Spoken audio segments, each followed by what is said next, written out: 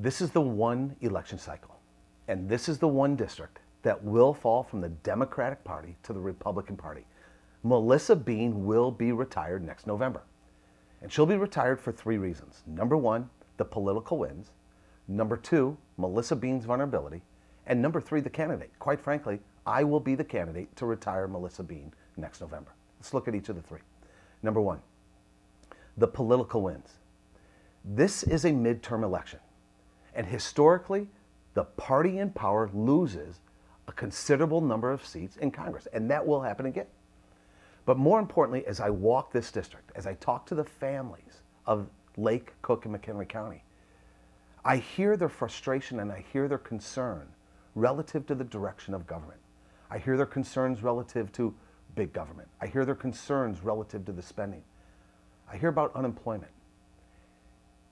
And the families of the 8th District are ready to come back to the conservative values that made this country great, and they will come back. Number 2, Melissa Bean's vulnerability. When I decided to get in this race, there were elected officials and Republican Party officials who told me, Dirk, you can't run against Melissa Bean's record. Well, I got to tell you something. We can run against Melissa Bean's record, and we will run against Melissa Bean's record. You see, we have found out who the real Melissa Bean is. We have found out what she stands for. She stands for big government. She stands for spending, uncontrollable spending. She stands for higher taxes. She's voted for cap and trade. Higher energy costs, higher taxes, and it's going to send jobs offshore. She's voted for this health care bill that the Wall Street Journal has called the worst bill ever, in part because it's in their mind, any scheme that's going to create a wealth distribution scheme, and she's voted for that. The real Melissa Bean has shown that she wants to take away our most basic, fundamental right of the secret ballot by voting for card check. Hey, Melissa Bean is vulnerable. Her voting record shows who she really is, and we will run against that record, and we will retire her. And number 3, the candidate. Look, the political wins, her vulnerability are 2 great things. But without a great candidate, she isn't going to go anywhere. And quite frankly, I am the candidate who will retire Melissa Bean.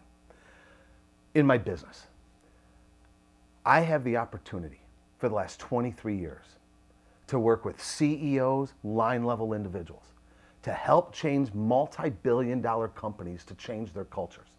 We go in and we worked with the CEOs, worked with line-level individuals to help them identify what is required to improve performance, to improve productivity, to drive results, and to drive improved profitability, which in turn creates jobs.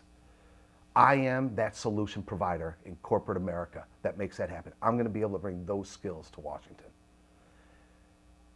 The other thing I'm going to be able to bring to this race is my ability to bring people together to solve problems. In 2004, I started a nonprofit organization called We Do Care. There was a real problem in this country. I had the vision. I created the team.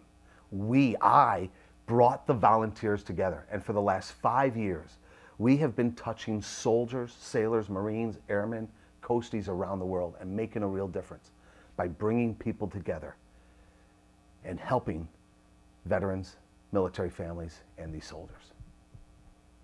In this race, there are some other candidates who are volunteers, and bless them for what they do. But I'm not a volunteer. I'm a leader of volunteers. I'm a builder of coalitions, and that's what I'm going to be able to bring to Washington.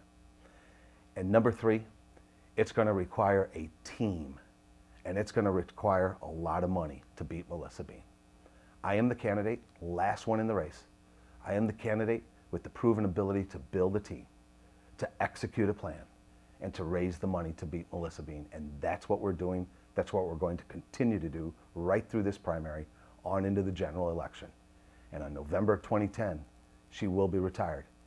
And with your help, we'll go to Washington and bring the conservative values that made this country great back to Washington, D.C.